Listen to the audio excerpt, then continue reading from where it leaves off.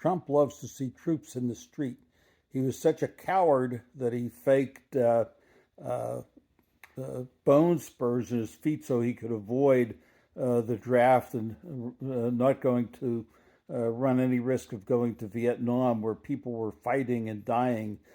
He prefers to be in the company of people uh, uh, who look strong because he is so weak. The thought of sending troops to Chicago is beyond comprehension.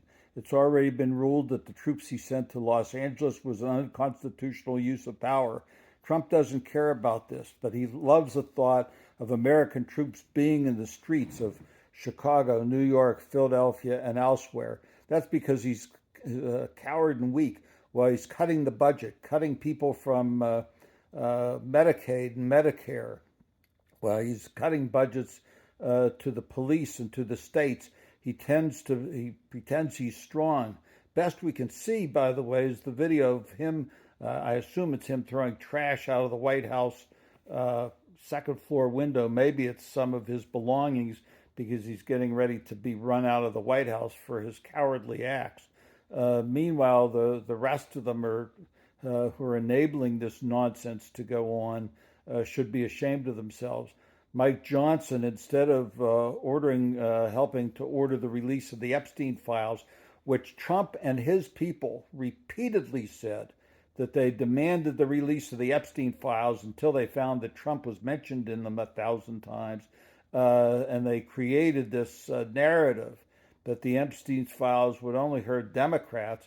Now they are doing anything to avoid the release of the Epstein files because they at least is highly suspect that what they will find in there is Trump being intimately involved, no pun intended, with Epstein and his pedophilia group. Release the files. If you have nothing to fear, then release the files.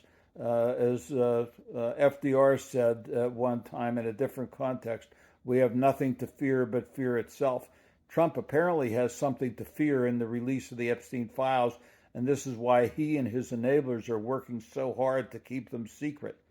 There was a time that the Republican Party at least claimed that it stood for smaller government, that it stood for balanced budgets, that it stood for a strong military and a strong international presence.